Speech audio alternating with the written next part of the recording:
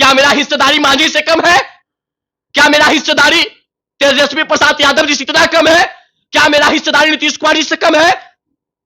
आपने मंत्रिमंडल से जगह छीन लिया। सवर्णों के साथ आपने किस प्रकार का छल किया है वो सवर्ण समाज जान रहा है। जब नगर निकाय का चुनाव था, सवर्ण समाज के आपने 5 व्यक्तियों को टिकट दिया, हमने जिताने का कार्य किया। उसके बाद भी जब बोचहा का चुनाव आया, सवर्ण समाज ने खुले तौर पे भारतीय जनता पार्टी से मोह भंग कर महागठबंधन को वोट दिया था और वहां पर बोचहा में प्रत्याशी के चुनाव जीते थे। लेकिन उसका सम्मान न राजद दे पाया और न महागठबंधन के मुखिया श्री नीतीश कुमार जी दे पाए। इसका खमियाजा 24 और 25 में भुगतना पड़ेगा आपको। सुन लीजिए, सवर्ण समाज किसी के सामने नतमस्तक नहीं होता, किसी के सामने घुटने नहीं टेकता, क्योंकि हम अपने दल पे और अपने बल पे और अपने काबिलियत के दम पे इस बिहार पे राज करते हैं और करते रहेंगे। एक मांझी समाज के बेटे को मंत्रिमंडल से इस्तीफा देना पड़ा। आपने दूसरे मांझी को तुरंत लाके रत्नेश सदा को आपने खड़ा कर दिया, क्योंकि मांझी का वोट बैंक का आपको काफी ध्यान रखना था।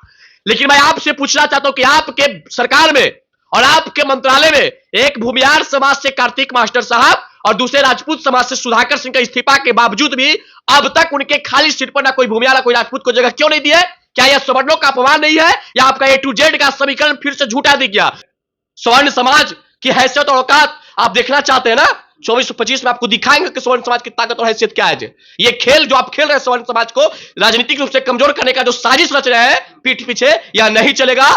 इससे पहले जो एनडीए की सरकार चल रहा था भारतीय जनता पार्टी के साथ, उसमें कहीं ना कहीं इससे ज्यादा सवर्णों को सम्मान दिया गया था। विधानसभा के अध्यक्ष हम थे, कई विभाग के मंत्री हम थे। उसके तुलना में इस महागठबंधन की सरकार में देखा जाए तो हम लोग नगण्य अवस्था में है। राजपूत समाज से आने वाले सुधाकर सिंह का इस्तीफा क्यों लिया गया, इसका वजह आप बताइए। हम तो मांझी जी को फोन करवा के इस्तीफा मांग लिए। शर्म नहीं आता मुख्यमंत्री जी? मांझी समाज का अपमान नहीं है? देखिए, महागठबंधन से जीतन राम मांझी ने अपना रास्ता अलग कर लिया। उसके बाद देखिए बिहार में सियासी उथल पुथल मचा और अब नीतीश कुमार ने मुसहर समाज को कैसे अपने बाले में किया जाए उसका तोड़ भी निकाल लिया।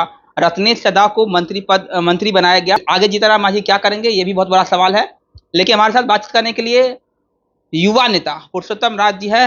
पुरुषोत्तम जी, मांझी तो चले गए, मुश्किल में नीतीश कुमार, क्या कहेंगे, कितना नुकसान होगा? देखिए, सबसे पहली बात है कि महागठबंधन के लोगों को मैं पूछना चाहता हूं तेजस्वी प्रसाद यादव जी से, माननीय मुख्यमंत्री श्री नीतीश कुमार जी से। मांझी जी को जब आप मंत्रालय दे रहे थे, मांझी जी को जब आप 5 सीट दिए थे तो बोले थे कि हमने मुसहर समाज को सम्मान दिया है, और आज मांझी जी को बेइज्जत करके आपने बाहर निकल दिया। क्या ये मुसहर समाज का अपमान नहीं है? मतलब आप क्रेडिबिलिटी लेने के लिए सबसे आगे अपना चेहरा दिखा देते हैं और जब क्रेडिबिलिटी घटता है तो आप सीधे कह देते हैं कि हम तो मांझी जी को फोन करवा के इस्तीफा मांग लिए। शर्म नहीं आता मुख्यमंत्री जी?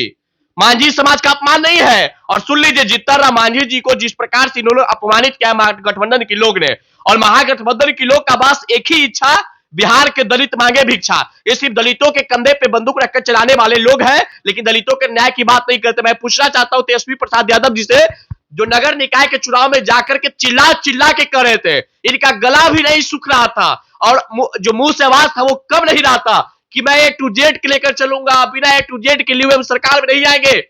बहुत अच्छी बात बोलते थे आप तेजस्वी प्रसाद यादव जी। आपके A to Z का समीकरण कहां चला गया? एक मांझी समाज के बेटे को मंत्रिमंडल से इस्तीफा देना पड़ा। आपने दूसरे मांझी को तुरंत लाके रत्नेश सदा को आपने खड़ा कर दिया, क्योंकि मांझी का वोट बैंक का आपको काफी ध्यान रखना था। लेकिन मैं आपसे पूछना चाहता हूं कि आपके सरकार में और आपके मंत्रालय में एक भूमिहार समाज से कार्तिक मास्टर साहब और दूसरे राजपूत समाज से सुधाकर सिंह का इस्तीफा के बावजूद भी अब तक उनके खाली सीट पर ना कोई भूमिहार ना कोई राजपूत को जगह क्यों नहीं दी है? क्या यह सवर्णों का अपमान नहीं है या आपका A to Z का समीकरण फिर से झूठा दिख गया? इसी झूठे बात के लिए, इसी अफवाह के लिए, इसी बिहार से मनीष कश्यप पढ़ने से लगा है और इसी बिहार में नेता लगातार झूठ पे झूठ बोलते जाते हैं। क्या बोल रहे हैं आप? ये बोल रहे हैं कि सवर्ण विरोधी है आरजेडी वाले, महागठबंधन वाले? बिल्कुल बिल्कुल। आप कार्तिक मास्टर साहब के अलावा कोई दूसरे भूमिहार को अपने मंत्रिमंडल में जगह क्यों नहीं दिए? राजपूत समाज से आने वाले सुधाकर सिंह का इस्तीफा क्यों लिया गया? इसका वजह आप बताइए। इनका वजह यही ना था कि सरकार के खिलाफ भी जाकर के किसान मजदूर की आवाज हमेशा उठाते थे। क्या किसान मजदूर की आवाज उठाने वाले, किसान मजदूर के हक की आवाज उठाने वाले का अगर मंत्रिमंडल से इस्तीफा लिया जाएगा तो इस राज्य जहां पे 70% आबादी कृषि पर निर्भर है, वहां के 70% किसानों को कहीं ना कहीं अपमान करने का काम मुख्यमंत्री नीतीश कुमार जी किए हैं। और आज के समय में जो कृषि मंत्री बैठा हुआ है सर्वोच्च पद पे, वो क्या बोलते हैं जी क्या बोलते हैं नीतीश कुमार जी? मुख्य तेजस्वी प्रसाद यादव जी आपको बताइए, इसका जवाब दीजिए। वो बोलते हैं कि कृषि योजनाओं में, जो भी कृषि का योजना होगा उसमें 50% आरक्षण दलितों के लिए देंगे। बताइए, क्या सरकार का यही मानसिकता होगा? क्या सरकार में बैठे मंत्री का यही मानसिकता होगा कि जात पात देखकर काम करेंगे? तो सुन लीजिए, 24 और 25 नजदीक में है। स्वर्ण समाज की हैसियत और औकात आप देखना चाहते हैं ना? 24 और 25 में आपको दिखाएंगे कि स्वर्ण समाज की ताकत और हैसियत क्या है जी। ये खेल जो आप खेल रहे हैं स्वर्ण समाज को राजनीतिक रूप से कमजोर करने का जो साजिश रच रहे हैं पीठ पीछे, यह नहीं चलेगा। और आपको याद रखना चाहिए, आप किसी का नहीं है, सिर्फ और सिर्फ अपने दल और अपने पार्टी और अपने परिवार के लिए आप लोग कार्य करते हैं। एक सवाल रहेगा, कभी आप बीजेपी से नाराज हो जाते हैं तो तेजस्वी के पास चले जाते हैं, कभी तेजस्वी से नाराज हो जाते हैं फिर बीजेपी से आस लगा बैठते हैं, तो कब तक चलेगा ये? देखिए, हमने पहले भी बात कर दिया, किसी के बंधुआ मजदूर नहीं है। हमारा समाज किसी के बंधुआ मजदूर नहीं है। जो हमारा बात करेगा, मेरा वोट पे राज करेगा। आप ही ना भाषण देते हैं भाई कि जिसकी जितनी हिस्सेदारी उसकी उतनी भागीदारी। क्या मेरा हिस्सेदारी मांझी से कम है? क्या मेरा हिस्सेदारी तेजस्वी प्रसाद यादव जी से इतना कम है? क्या मेरा हिस्सेदारी नीतीश कुमार जी से कम है? आपने मंत्रिमंडल से जगह छीन लिया। इससे पहले जो एनडीए की सरकार चल रहा था भारतीय जनता पार्टी के साथ, उसमें कहीं ना कहीं इससे ज्यादा सवर्णों को सम्मान दिया गया था। विधानसभा के अध्यक्ष हम थे, कई विभाग के मंत्री हम थे। उसके तुलना में इस महागठबंधन की सरकार में देखा जाए तो हम लोग नगण्य अवस्था में है। और स्वर्ण समाज को नीतीश कुमार जी का पहले से ही मानसिकता था कि स्वर्ण समाज को कमजोर करो, स्वर्ण समाज को विक्षुब्ध करो राजनीतिक रूप से। नीतीश कुमार जी, आपकी यह मानसिकता पर पानी फिर जाएगा।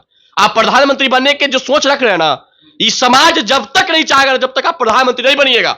और लालू प्रसाद यादव जी इसी समाज से लड़ करके लगभग 20 वर्षों तक सत्ता के कुर्सी से दूर रहे थे। और याद रखिएगा, यह समाज किसी का बंधुआ मजदूर नहीं। फिर भी आज बात बोलते रहे, जो हमारा बात करेगा मेरा वोट पे राज करेगा। चाहे वो महागठबंधन की बात हो या एनडीए की बात हो, जो हमारे हक और अधिकार के लिए कार्य करेगा उसी के साथ हम लोग खड़ा रहेंगे।